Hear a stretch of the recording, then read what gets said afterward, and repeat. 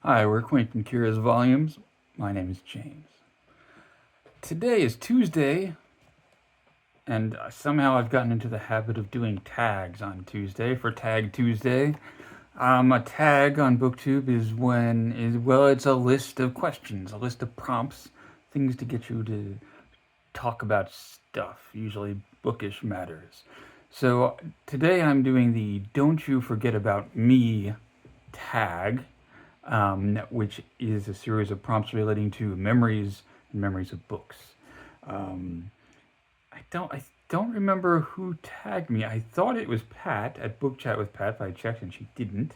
Um, I enjoyed her take on this. I also like David Novak's at David Novak Reads Poetry, where you get the rare treat of hearing David Novak sing. So check that out. Um, and this is also the so I don't remember who exactly tagged me, but this is the second tag in a row that I'm doing that is named after a pop song from the 80s. Last week was Your Wildest Dreams, which was a song by the Moody Blues, and Don't You Forget About Me. I'm not sure if that's actually the title. I think it is. Was a Simple Minds hit. Here's something I looked up that was interesting to me. The Moody Blues song came out the year after the Simple Minds song. And of course, the Moody Blues will seem like an older band because they are. They go back to the 70s with their big prog hit Nights in White Satin and like Tuesday Afternoon, things like that. These kind of symphonic, poetic, sonic voyages, that you would listen to while wearing your headphones, like you would. Yeah, like I used to do in the 70s. I wasn't doing that in the 70s. But anyway, but they did have kind of a comeback hit in the 80s with Your Wildest Dreams, which is why it sounds so very 1980s, that song. Maybe I'm talking about songs you've never heard of, but these are two songs. They're probably the Simple Minds one is better. But anyway, don't you forget about me. Don't. Okay, so we're here to talk about books, not to hear me blathering about songs from the 80s. The first prompt is called Clean Slates. Books you've read that you don't remember anything about. Well, probably there are some that I don't even remember having read, and so I'm not going to list those because I don't remember them. But I do specifically remember reading Daisy Miller by Henry James, and I don't remember anything about it except that it takes place in Geneva. Um, that's that's about it. Um, Maybe it doesn't. Let me know in the comments if it doesn't take place in Geneva. Now I even got that part wrong. Next prompt: Genie's lamp.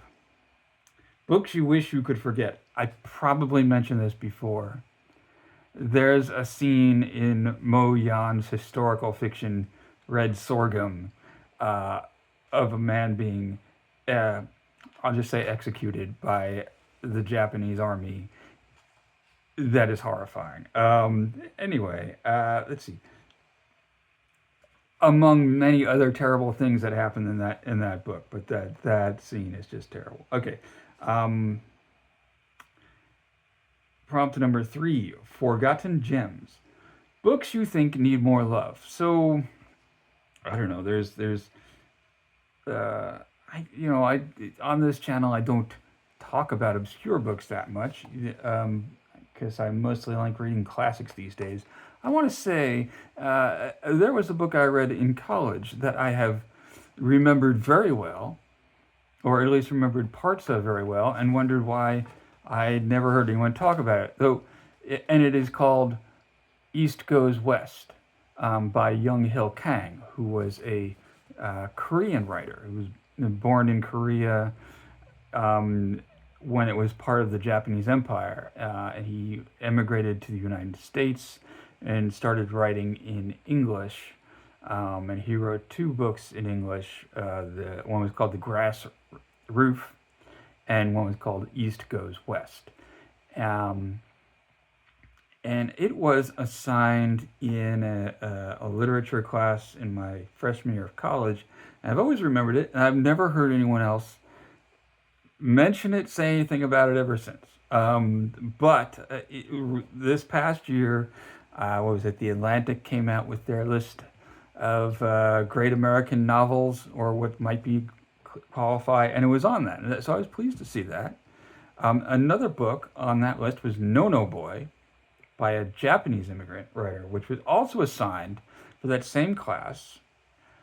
And I read it, and I have there's another one I have no memory of. I don't have any idea what happens in that in No No Boy, but I do remember East Goes West, and I remember it kind of covers Younghill Kang, or there's a sort of surrogate for him, and his travels in America as a young student when there just were almost no Koreans in the United States.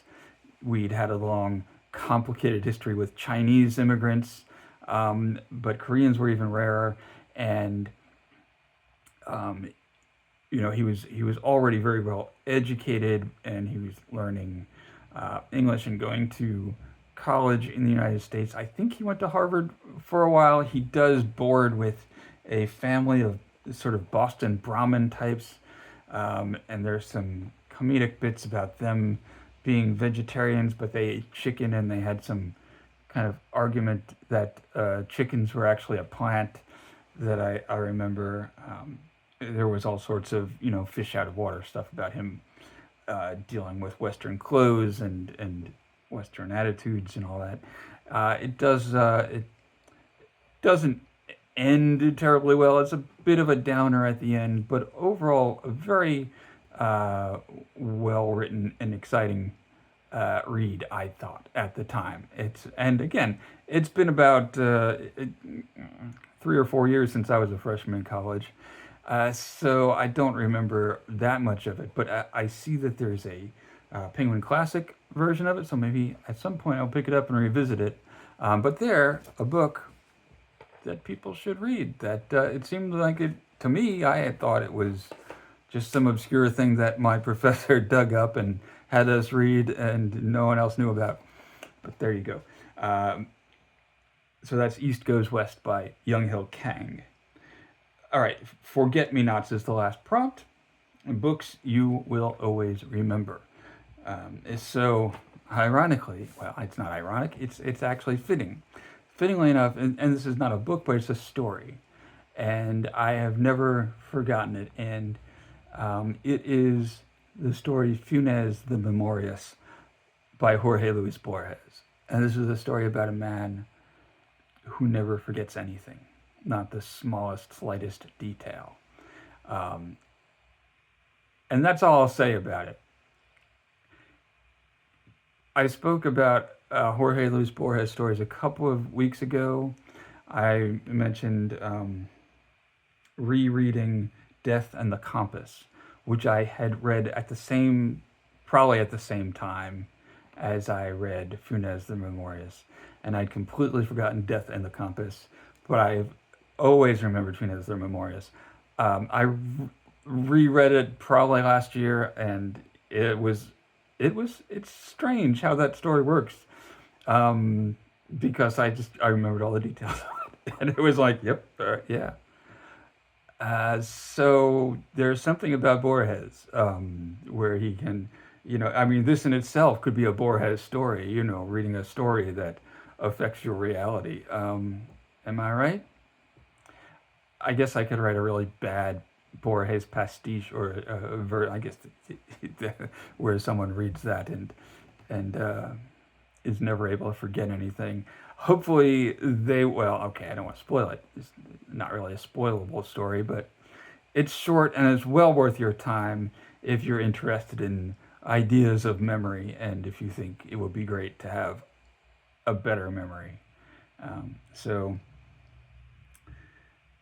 that is what I will say for the Don't You Forget About Me tag. The last prompt is to tag some people. So I will tag Aaron Facer. I will tag a booktuber who, I don't know if he really does tags. He hasn't been doing a lot of book content lately, but he posted a review of Olga Tokarczuk this morning. That would be KD Books. So maybe he'll see this. Maybe he'll do this tag. Definitely, I'm always interested in hearing what he has to say. I will tag Jess Book Girl TV, my homegirl from Long Island, and I will say thank you for watching. I'll talk to you later. Bye.